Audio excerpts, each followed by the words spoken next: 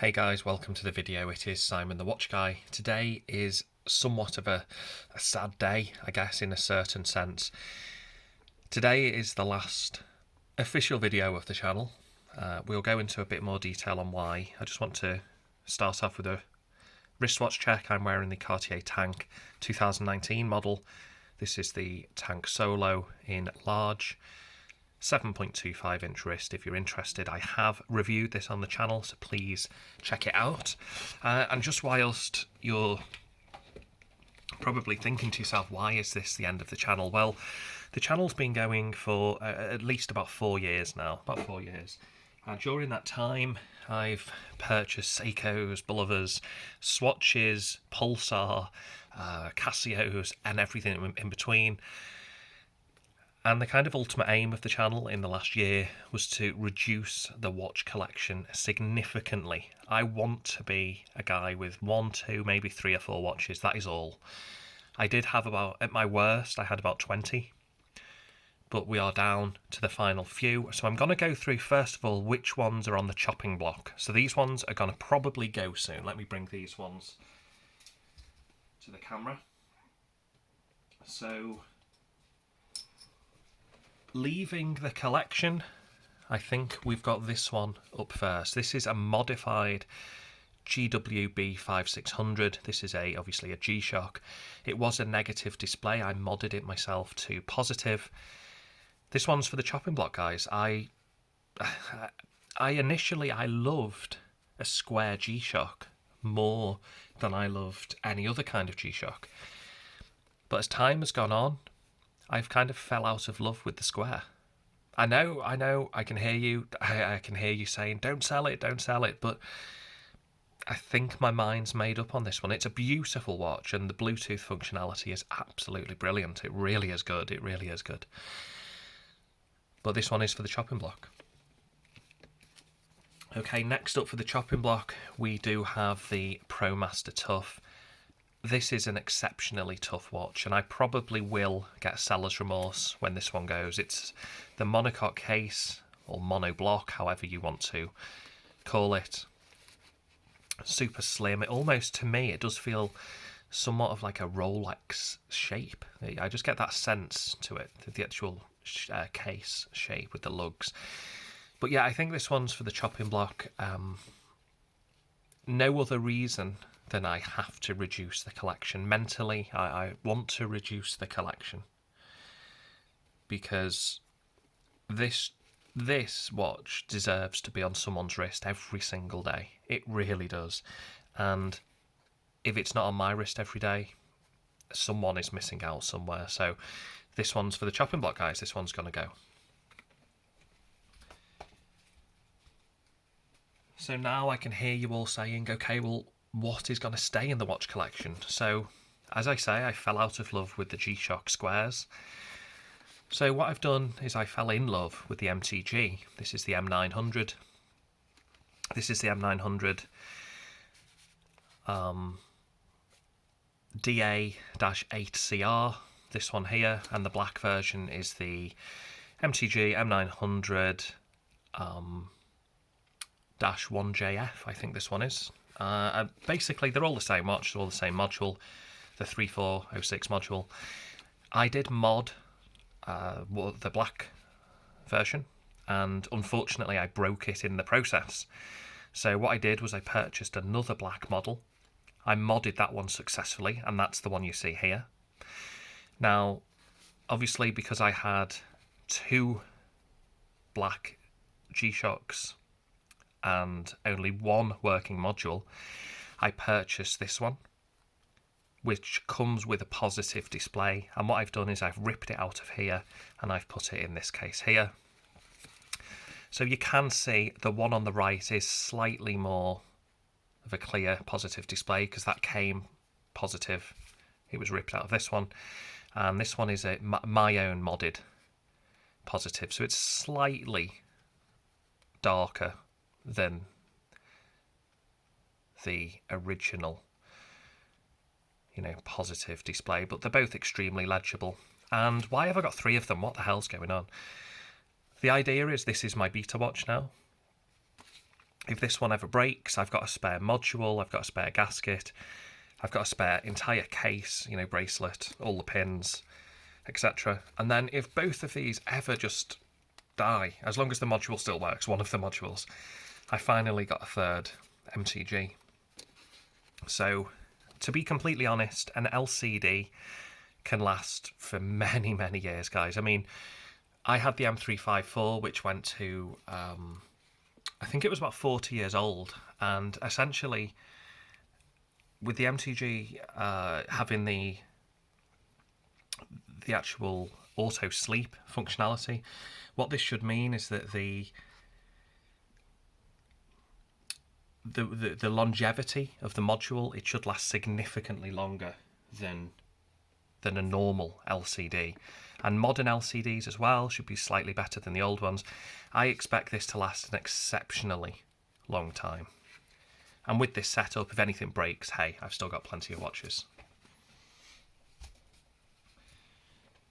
Staying in the collection purely, I've told you in the previous video, staying in the collection is the F91. The original strap broke. I did have it on a NATO, but I don't wear it anyway. It's too small for my 7.25 inch wrist. But the battery on this one has been going since 2014. I just want to see how long it lasts. Some people say 10 years. I've even heard one person say 15 years. Yeah, this has been going for 6 years, so I expect at least another year or so out of this one, at least. I'll be surprised if it doesn't get to a year, but what a fantastic value. I know a guy who wears this. It's his only watch. He just has the F91, and I don't blame him.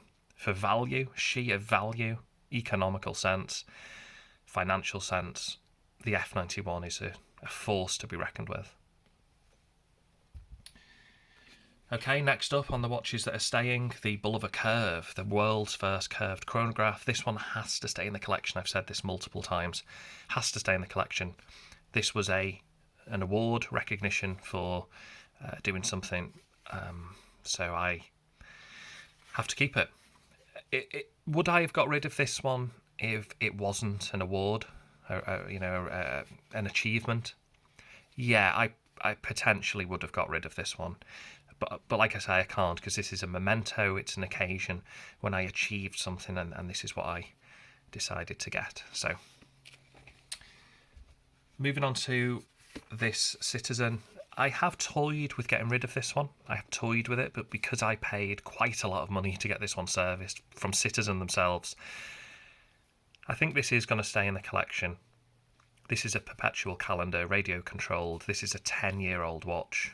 So I think it's going to stay in the collection. Again, I'm getting rid of the ProMaster Tough, so I would like to keep at least one Citizen in the collection. And there it is. So, Cartier Tank. This is going to be pretty much my daily driver. In work, outside of work. But what I am going to do is I'm going to use this one here as the beta. So ultimately, these are the two watches I end up with on the channel after 4 years of searching and searching, buying and selling, maybe not hundreds, but certainly tens and tens of watches. You know, I've been through at least, I think we worked it out a few days ago, I've been through about 70 different watches in 4 years. And these are the two I end up with. I end up with the MTG M900, which is this G Shock on the left, and I end up with the Cartier Tank. If you'd have asked me 4 years ago, did I ever think I would end up with these two, I would have laughed at you and said, no way, you know. But yeah, these are the two I end up with, and to be honest, guys, I'm really stoked with them. I'm really happy. The G Shock is super tough. You've got all the great features that digital G Shocks have. It's robust. It's just going to last a heck of a long time. It's got the alarms. It's got the radio controlled time. But then you've got the Cartier Tank here on the stainless steel bracelet, and the beauty of this one is, again, it's a two-hander. And something I was reading about yesterday, I actually said this to one of the viewers, AWC, Alpha Whiskey Charlie, really, really nice, great Canadian guy, regular to the channel. I said to him just maybe a day ago, or maybe this morning, I've lost track of time. I shouldn't lose track of time, I've got so many watches. But they do say a man with more than one watch doesn't know what time it is. There's a saying, which is something to that effect. Anyway, I digress. With the Cartier tank being a two-hander, every 5 seconds the minute hand moves, it progresses. Now, because it doesn't have a second hand, it means that the stepper motor isn't working as hard in the Cartier tank, which means the longevity of this watch, this is the, I think it's the, oh, by the way, I think this might have 8 joules, actually. I said 7 in my review. I think this might actually have 8. I need to open it up. I just don't want to do it, really, because it has been serviced by Cartier recently, and I don't want to lose the water resistance. But, yeah, the stepper motor isn't working as hard, so longevity-wise, this should be seriously a long-term prospect. And I just want to show you guys something just before I close out the video. This watch has the 3169 movement. Okay, 3169. So if you go on Google Images and you type in Cartier 3169 quartz movement, you will be able to see exactly how this movement looks inside. And let me tell you, I have taken the screws off this in the past and looked at the movement. It is wonderful. It's a beauty to look at for a quartz movement. It is beautiful. You've kind of got the rainbow, I think it's is it the rainbow effect? Really, really nice look. Just go and check it out. And like I say, I think it's either 7 or 8 joules. So you can just be, this movement in the Cartier, it's designed to last quite literally a lifetime. With the right servicing, it can easily last a lifetime. And as I say, because that stepper motor isn't working quite as hard, because there's no second hand, and the minute's hand moves once every 5 seconds, this is a piece that you can start to see now, not just the Cartier heritage and the lineage that you can trace back right the way back to 1917, but the actual quality of the build, the actual movement itself, it's truly designed to last an exceptionally long time. So, any questions, please feel free to ask. There is one watch I would like to buy. I don't want to name it, but there's one. I'll give you the country. It's a German watch, or it has German origins at least. There's one watch I want to buy. I'm not going to let you guys know what it is, because if you see it on eBay, you'll snatch it up, and I need to buy it myself. And that would truly, once I had that watch, that would close out the collection forever. You just simply can't beat it, in my opinion. But it is that rare, you just simply do not see it coming up on eBay. So for all intents and purposes, these are the 2 watches I finished the channel with. Thank you, everybody, for viewing the channel. Will there be more videos in future? I will probably do an update on this in a year's time to let you know how it looks after a year's use.